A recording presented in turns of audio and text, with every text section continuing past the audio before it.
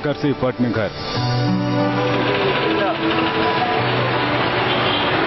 फिर अहमदाबाद से अहमदाबाद तक नरेंद्र मोदी का 51 साल का सफर पूरा हो गया।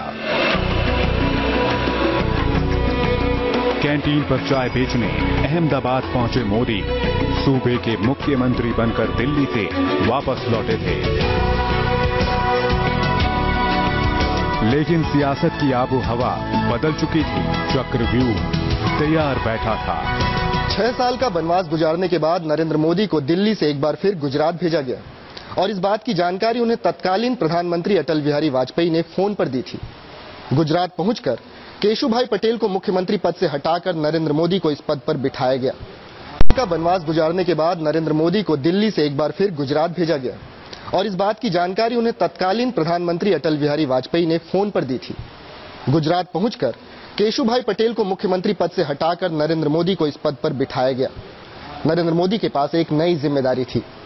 इस घटना के बाद जनता से रूबरू होते हुए नरेंद्र मोदी ने कहा था कि वो गुजरात एक वनडे मैच खेलने आए हैं। इस बयान पर हालांकि काफी विवाद हुआ, लेकिन दरअसल वो एक वनडे मैच नहीं था और न ही था वो एक टेस्ट मैच। वो था एक रणजी का मैच जो उन्हें बाद में नेशनल लेवल तक ले गया।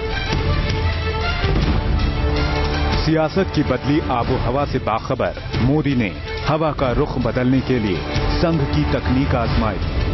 तकनीक सबको साथ जोड़ने की। ताजपोशी के 3 दिन पहले से ही वो अफसरों की मीटिंग लेने लगे। उनकी ट्रांसफर पर पाबंदी लगाकर भरोसा जगाने की कोशिश करने लगे और मीटिंग में भी सावधान करने लगे। कहने लगे, मंथरा जैसे चरित्रों से दूर रहें। ऐसे चरित्र वाले लोग रावण से भी बुरे होते हैं। इतना ही नहीं, मोदी ने जब राजेंद्र सिंह राणा और हरेन पंड्या के साथ गुजरात के बड़े अखबारों के दफ्तरों का रुख किया तो पत्रकारों का भी सिर चकरा गया, क्योंकि मोदी एक सीएम होकर भी अखबार के दफ्तरों में पत्रकारों से भव्य गुजरात बनाने में सहयोग मांगने पहुंचे थे, जो आसान नहीं था। भुज में भूकंप आए 8 महीने गुजर चुके थे। गर्मी गुजर चुकी थी, बरसात गुजर चुका था और ठंड दस्तक देने लगी थी, लेकिन सूबे के एक बड़े हिस्से में तबाही अब तक पसरी हुई थी। ऐसे ही माहौल में जब सचिवालय की बत्तियां आधी रात तक गुलजार रहने लगीं, तो गुजरात को लगने लगा कि सूबे का नया निजाम आ चुका है। 2001 में मुख्यमंत्री की कुर्सी संभालने के बाद जो सबसे पहला काम नरेंद्र मोदी ने किया, वो उनके मुख्यमंत्री आवास का दफ्तर और सचिवालय के तमाम दफ्तर में बदलाव करके किया। इन सारे दफ्तरों को प्रोफेशनल्स के काम करने लायक बनाया गया। इन दफ्तरों में बदलाव हो रहे थे, साथ ही काम करने का तरीका भी बदल रहा था। नरेंद्र मोदी अपने काम में तल्लीन थे। साफ था, उन्होंने गुजरात में पैर जमाने की कोशिशें तेज कर दी थी। मोदी ने भुज का हौसला बढ़ाने का एक नायाब तरीका निकाला। कुर्सी पर बैठने के महज 1 महीने के अंदर नवंबर में वो भूकंप प्रभावित इलाके पहुंचे और दिवाली मनाई। लेकिन गुजरात पर एक और बुरा वक्त घात लगाए बैठा था, जो 3 महीने के अंदर हिंदुस्तान को हिला देने वाला था। मुख्यमंत्री बन चुके मोदी विधायक बनने के लिए 19 फरवरी साल 2002 को राजकोट से चुनाव मैदान में उतरे और 24 फरवरी को विजय घोषित कर दिए गए। लेकिन इस जश्न पर महज 3 दिन में पानी फिर गया। गुजरात के गोधरा में इंसानों का कहर टूट पड़ा।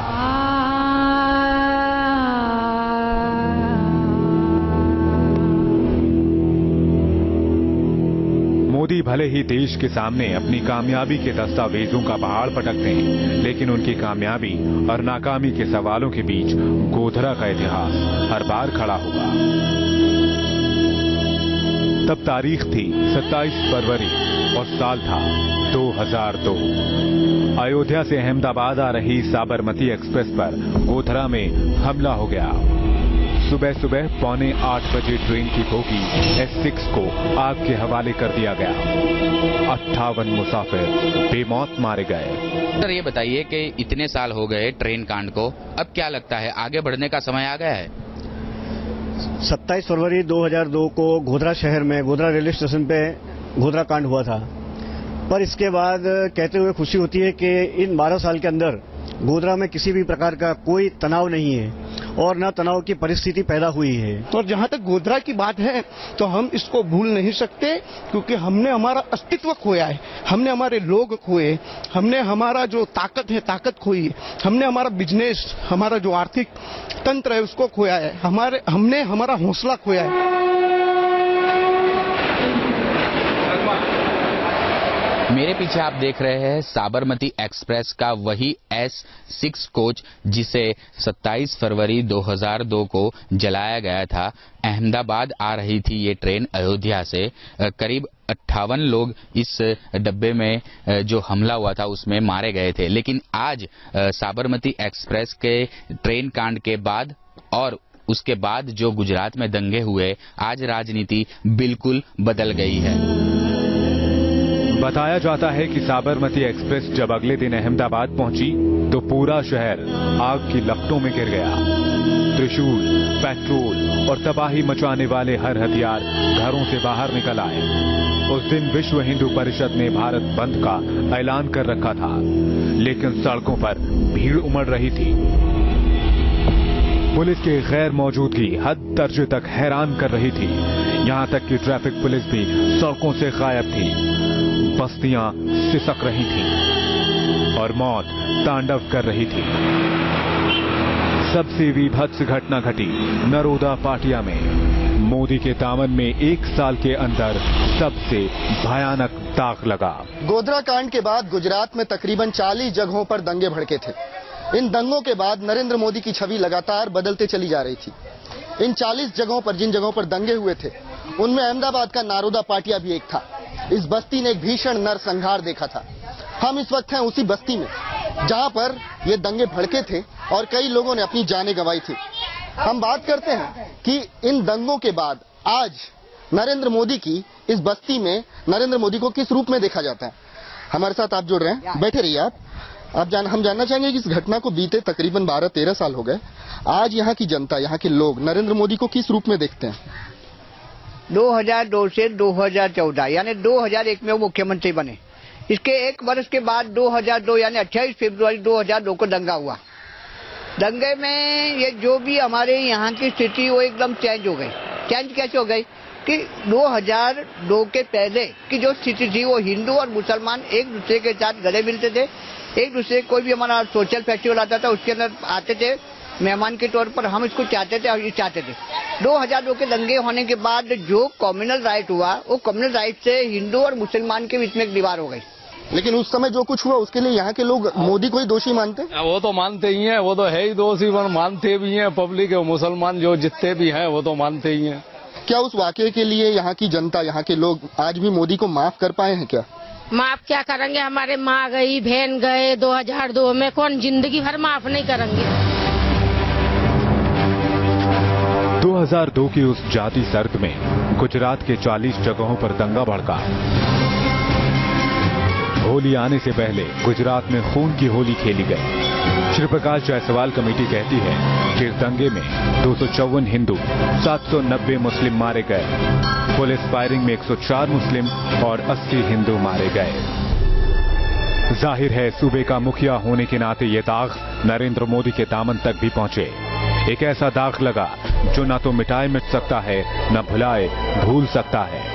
कौमी नफरत कहां पैदा हुई, हिंसा की शुरुआत किसने की, चिंगारी और आग किसने भड़काई, तमाम जांच आयोग इस पर स्याही पोत चुकी है। विडंबना ये भी है कि गोधरा में साबरमती एक्सप्रेस के खाक होने के बाद गोधरा शांत रहा और देश जलता रहा।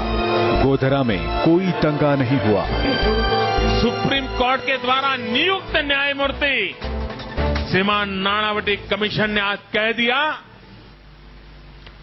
कि गोधरा के डिब्बे की घटना ये अकस्मात नहीं थी।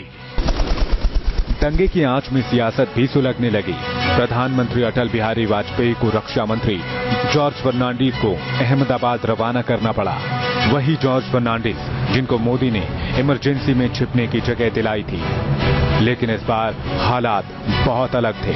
सुपर कॉप केपीएस गिल को मई में गुजरात पुलिस की कमान दी गई। मोदी को दिल्ली बुलाना पड़ा और उस वक्त पढ़ाया गया राजधर्म का पाठ आज भी सियासी गलियारों में गूंजता है। नए चीफ मिनिस्टर के लिए मेरा एक ही संदेश है कि वो राजधर्म का पालन करें। राजा के लिए, शासक के लिए प्रजा प्रजा में भेद नहीं हो सकता, न जन्म के आधार पर, न जाति के आधार पर, न संप्रदाय के आधार पर। हम भी वही कर रहे हैं साहब। मुझे विश्वास है कि नरेंद्र भाई यही कर रहे हैं। अटल बिहारी वाजपेयी से राजधर्म का पाठ लेकर लौटे मोदी को एसआईटी के सामने पेश होना पड़ा। एक मुख्यमंत्री को गुलबर्ग सोसाइटी के दंगे के मामले में घंटों सवाल से जूझना पड़ा, लेकिन गुजरात पहुंचते ही मोदी ने चुनावी बिसात बिछा दी।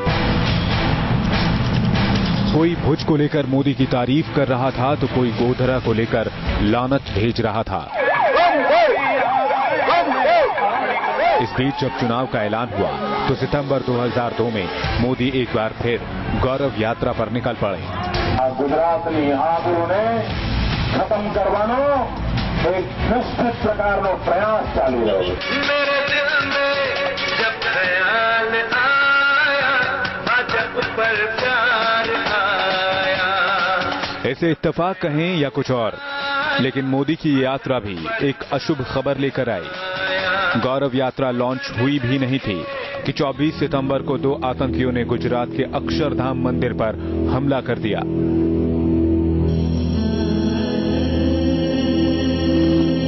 इस आतंकी हमले में 37 लोग मारे गए और 81 लोग घायल हो गए। दोनों हमलावर आतंकी भी मारे गए और एक आतंकी की जेब में तहरीक-ए-काशा का नोट मिला जिसमें लिखा था, ये मोदी और आडवाणी को तोहफा है।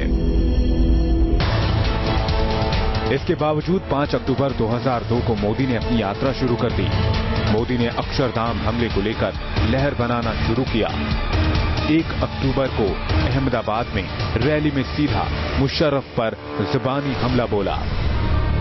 मियां मुशर्रफ, हमले करने हैं तो हम पर हमला करो, निर्दोषों को मत मारो, चाहो तो अपने और आतंकवादी भेज दो, हम मुकाबले के लिए तैयार हैं। इसका मियां मुशर्रफ पर असर भले ना पड़ा हो, गुजरात में असर जरूर दिखने लगा। वोटों का ध्रुवीकरण बढ़ा। अक्षरधाम मंदिर पर आतंकी हमले का वीडियो इतना फैला कि चुनाव बुलेट और बैलेट का हो गया।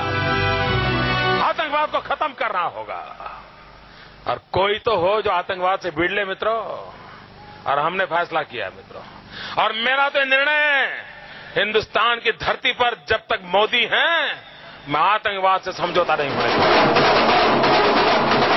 आखिर वोटों की गिनती के बाद बीजेपी ने जश्न मनाना शुरू किया। गोधरा के दाग पर लड़े गए चुनाव में बीजेपी ने 182 में 126 सीटें हासिल की। 22 दिसंबर 2002 को मोदी की दूसरी बार ताजपोशी हो गई। इसके बाद मोदी राजनीति का नया मॉडल तैयार करने में जुट गए।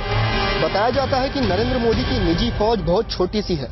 इस फौज में उनके 2 रसोइये, एक निजी सचिव और एक कपड़ा धोने वाला शामिल है। नरेंद्र मोदी दूसरे नेताओं की तरह जनता दरबार नहीं लगाते और न ही किसी को मौका देते हैं कि वो उनसे पर्सनल रैपो एस्टैब्लिश कर सके। राजनीति से फुर्सत मिलती है तो नरेंद्र मोदी पढ़ना पसंद करते हैं, लेकिन इन सबके बावजूद उनकी नजर प्रशासनिक कामों पर बराबर बनी रहती है। अधिकारी चाहे आला हो या अदना, उसके काम के तरीके पर उनकी पैनी नजर होती है और वो लगातार प्रशासनिक कामों पर अपनी पेंच कसते रहते हैं। दोबारा मुख्यमंत्री बनने के 1 महीने के अंदर मोदी ने गुजरात के विकास का मॉडल पेश किया। मोदी ने वाइब्रेंट गुजरात का सपना दिखाना शुरू किया। जख्मी गुजरात में काइट फेस्टिवल का रंग भरना शुरू कर दिया। पतंगबाजी के इस नए दौर में साल 2007 चुनाव से पहले बीजेपी के अंदर पेंच लड़ाने का नया सिलसिला शुरू हुआ, जब 5 विधायकों को बीजेपी ने निष्कासित कर दिया। वो सारे विधायक उसी जाति के थे जिस जाति के केशुभाई पटेल थे, और चुनाव करीब आते आते केशुभाई का गुस्सा भी जाहिर होने लगा था। गुजरात की अस्मिता